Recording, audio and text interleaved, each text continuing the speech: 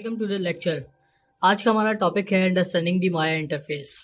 आगे बढ़ने से पहले हम सबसे पहले तो ये देखेंगे कि हम माया कहाँ से डाउनलोड कर सकते हैं फ्री में, क्योंकि माया का जो हम वर्जन यूज़ करेंगे वो होगा माया 2020 और हम डाउनलोड करेंगे ऑटोडेस्क की साइट से, जो कि स्टूडेंट वर्जन ऑटोडेस्क ऑफर करता है 3 साल के लाइसेंस के ऊपर। आप सबसे पहले तो अपना जो भी आप ब्राउज़र यूज़ कर रहे हैं आप उसको ओपन करें और autodesk.com पे आप ब्राउज़ करें। सबसे पहले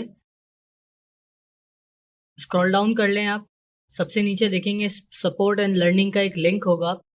उस लिंक के नीचे आप देखेंगे स्टूडेंट्स एंड एजुकेटर्स, इसको आप क्लिक कर लें। लिंक ओपन हो जाएगा आपके पास। बिल्कुल सामने ही आपके पास डाउनलोड फ्री सॉफ्टवेयर का एक ऑप्शन आ रहा होगा। इसके नीचे स्टार्ट नाउ का एक लिंक है, इसको क्लिक करें।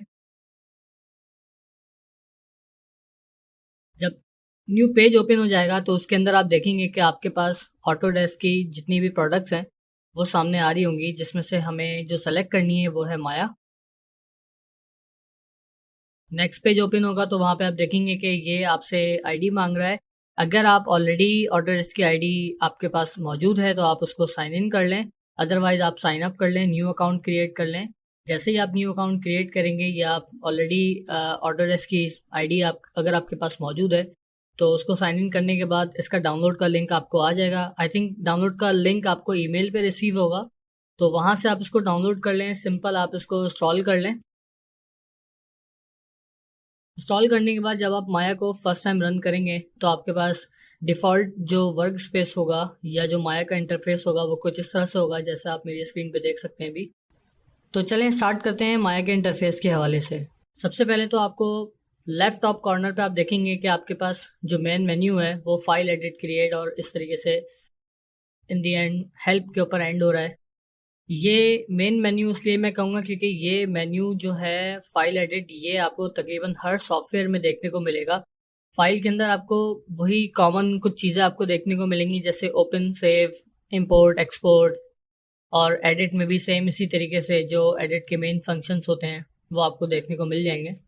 लेकिन डेफिनेटली माया एक 3D पैकेज टूल है, तो इसमें एडिट के जो ऑप्शन है उसके अंदर कुछ चीज़ें बहुत कॉमन है और कुछ माया के अपने हिसाब से चीज़ें चल रही हैं, जैसे डुप्लीकेट्स वगैरह, ग्रुपिंग वगैरह।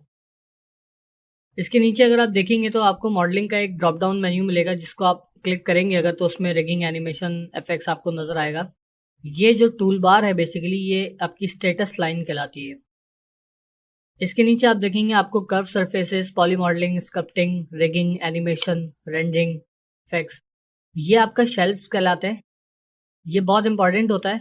इसमें हम कस्टमाइज करते हैं कुछ चीज़ों को, जैसे कस्टम का जो शेल्फ है ये अभी आपको खाली नज़र आ रहा है। कस्टम का जो शेल्फ है इसको हम अपने वर्क फ्लो के हिसाब से अरेंज करेंगे। इसमें अपने कुछ कस्टम टूल्स ऐड करेंगे जो कि हम फ्रिक्वेंट यूज़ करते हैं।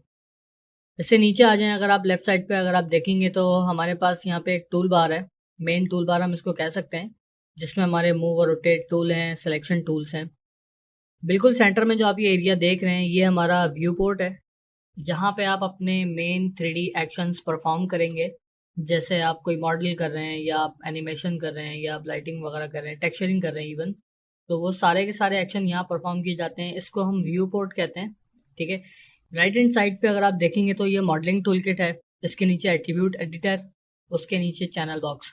चैनल बॉक्स के अंदर आपके पास एक डिवीजन है, जिसमें नीचे आप देख सकते हैं कि यहाँ पे हमारे पास लेयर एडिटर है, डिस्प्ले और एनिमेशन, यानी कि हमारे पास डिस्प्ले लेयर्स अलग हैं और एनिमेशन लेयर्स अलग हैं। डिस्प्ले लेयर्स और एनिमेशन लेयर्स का मैं आपको आगे काम बताऊंगा कि हम किस तरह यूज़ कर सकते हैं। बॉटम पे आप देखेंगे कि हमारे पास एक टाइम स्लाइडर मौजूद है, ये एनिमेशन में हम इसको यूज़ करेंगे। टाइम स्लाइडर के नीचे रेंज स्लाइडर है, ये भी डेफिनेटली एनिमेशन के स्टफ के लिए यूज़ होता है। उसके नीचे अगर हम देखें तो हमारे पास एक कमांड लाइन बेसिकली क्या होती है, अगर आप इसके एक्सट्रीम राइट पे आ जाएं तो इसका जो वाइट बॉक्स है इसको हम क्लिक करेंगे तो ये स्क्रिप्ट एडिटर ओपन कर देगा। यहाँ पर हम कस्टम स्क्रिप्ट्स यूज़ करते हैं। इवन कस्टम स्क्रिप्ट्स के अलावा आप माया की अपनी परचेज स्क्रिप्ट भी यूज़ कर सकते हैं, डिफरेंट पर्पस के लिए यूज़ होती हैं। इसके नीचे अगर हम देखते हैं तो हमारे पास एक हेल्पलाइन बार है। हेल्पलाइन बार का काम ये होता है कि जो एक्शन हम परफॉर्म कर रहे होंगे व्यू पोर्ट के अंदर, उसका स्टेटस आपको यहाँ पे शो करता रहेगा। जैसे अगर हम कोई इमेज रेंडर कर रहे हैं तो उस रेंडरिंग का जो प्रोसेस होगा, लाइक अगर वो 30% रेंडर हो गई है, 50% रेंडर हो गई है, तो उसका प्रोसेस यहाँ पे आपको शो करेगा। इसी तरह से आप एनिमेशन या सिमुलेशन अगर आप कोई कर रहे हैं तो उसकी जो भी प्रोसेसिंग होगी वो यहाँ पे आपको शो कर रही होगी। तो ये था माया का एक बेसिक इंटरफेस। नेक्स्ट लेक्चर में हम कवर करेंगे कि माया के अंदर हम किस तरह से प्रोजेक्ट्स क्रिएट करते हैं, फाइल सेव करते हैं और माया की फाइल टाइप्स कितनी हैं।